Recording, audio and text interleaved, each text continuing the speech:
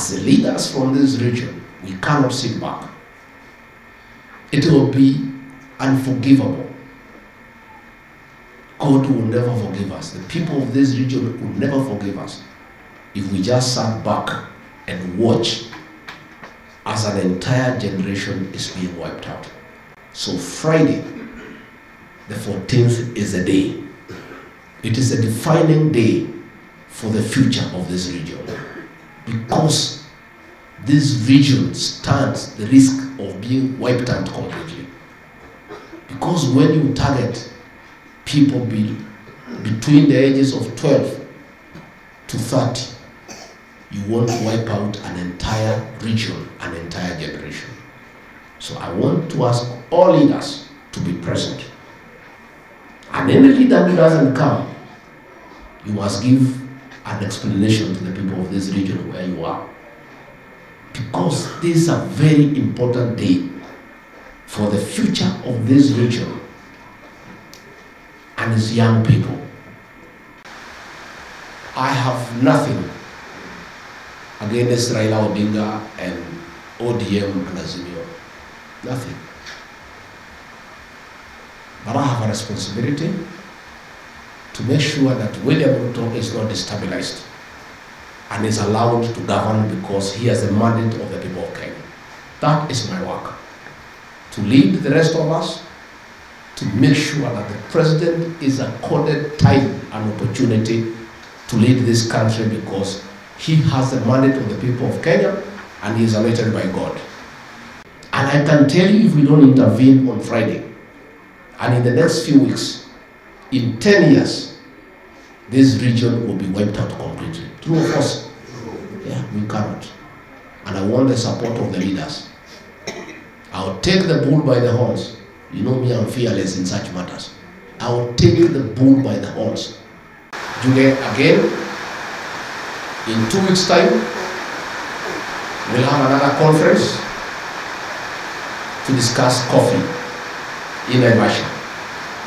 Again, we have invited all governors from the coffee growing region, all senators, all members of the National Assembly, the Minister of Agriculture and his staff, the Minister for Cooperative Development and the Cooperatives and his staff, the Minister for Trade and his staff. We have called all stakeholders, the Coffee Directorate. We have called the people from the Coffee Exchange. We have called farmers. We'll have a gathering of about 230 leaders for 3 days in Naivasha. And I say this year, 2023, Mabone Gabi, kahawa, majani chai, na maziwa. Our sales, we cannot engage Raila Odinga because one and far, before we can even agree to even talk to him, he must first acknowledge in public that President William Ruto is the president of Kenya. So the issue of us having a discussion does not even arise, because he says he doesn't recognize William Ruto as president. So how do you talk to somebody who doesn't recognize your legitimacy? There is no way we can accept less than 10 people to become filthy rich as they kill our young people. Because they are about 10 people, the ones who are selling this alcohol.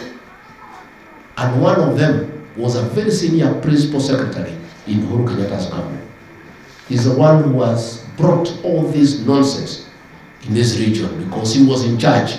So nobody could take action against those people. Come Friday, it's a game changer. William Ruto has started rebuilding this country from scratch. He found an empty country with nothing. Everything had been spent and stolen. And I want you to pray for President William Ruto, for God to give him wisdom as he rebuilds this country. And I say on that day of inauguration that we pray for William Ruto to return this country where Kibaki left us. So, we are in a difficult situation. We are not the ones who borrowed that money, but we have to pay, because this money is owned by Kenya. William Ruto is the president of Kenya. He cannot run away from those debts. although he did not recover. And that is why these Mandamano people are very dishonest. During the handshake arrangement, when Raila Odinga was co-president, the cost of unga was 230 shillings. He never raised a finger. He never called for demonstrations. He never advised Uhuru Kenyatta how to bring the money, the cost down. Today, through hard work and proper economic interventions, we have brought the cost of unga from 230 to 108. And now he wants to have demonstrations on that issue. Yet he was there when it was 230. Just how foolish does he think Kenyans are? To discuss matters coffee, again, come up with a solution on how we shall remove cartels and middlemen and brokers between the coffee farmer and the coffee consumer. Once we are through with the coffee, we'll do the same for tea and milk. And President William Ruto loves this region. From the depth of his heart, I can tell you. And he is concerned about alcoholism and drug abuse in this region. And I'm sure the way he has told me, once we have that conversation, he'll support our recommendation. There is no way we can agree to a handshake because it has happened before and it ruined this country. It is true we are having challenges in paying salaries. We are having challenges in giving money to governors because the handshake government ruined this economy. They borrowed money left, right, and center. And because we are responsible government, we have to pay this money. Last week, some loans had matured and they have to be paid because we have obligations. Whatever money we collect is what we spend. So what we have collected the last 2 weeks was sufficient to pay the loans we paid. What we are collecting this week will pay the salaries and other requirements. We cannot sit back as leaders, our governors. I as Deputy President, our CSs from this region, our PSs from this region, our governors from this region, our senators from this region, our members of the National Assembly. We simply cannot sit back as a scheme has been hatched to wipe out the region and the whole community. Because if you destroy our young people, there will be no community going ahead.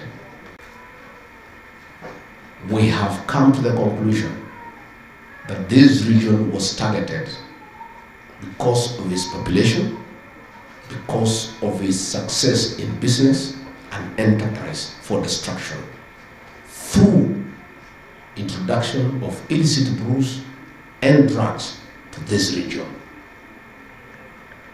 And we have found that these illicit brews are nowhere else.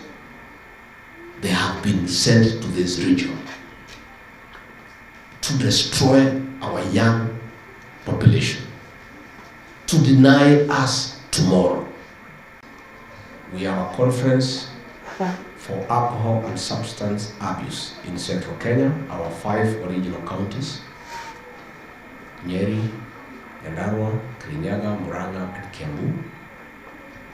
We have called the entire administrative sector, from assistant commissioner all the way to the regional commissioner, the police command, from officer commanding police station all the way to the regional police commander. We have called all members of parliament, all senators, all women reps, all governors. We have called NACADA, we have called KEPS, we have called KRA.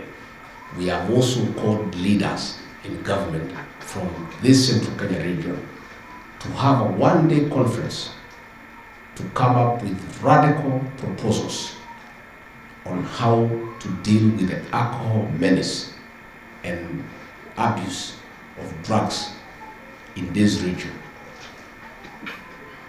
to have far-reaching implications, because we want the support of the leadership. The president is very concerned, and he has asked me to convene that conference so that we give him recommendations. And they will be far-reaching. We cannot, as the leadership of this region and as leaders in this country, sit back as an entire generation is being wiped out. And I want an honest conversation. We shall allow the officers commanding police station to speak and speak openly, because they are also very frustrated. Those people are enjoying protection from the very top. And the people who are in charge were from this region, as our region was being destroyed. This cannot happen. When the president was out of the country, I was left in charge. I said, Nairobi Central District, no goes on. Nikamwambia hata unuta kanyanga. Na hapo kanyanga. Mambo ya kuharibu mali ya wananchi haiwezekani. Na nimemwambia, amesema atarudi kwa barabara. Siyarudi. Kwani kuna mahali barabara zimeenda? Sisiko tu. Si yeye hapo. Sisi tuko.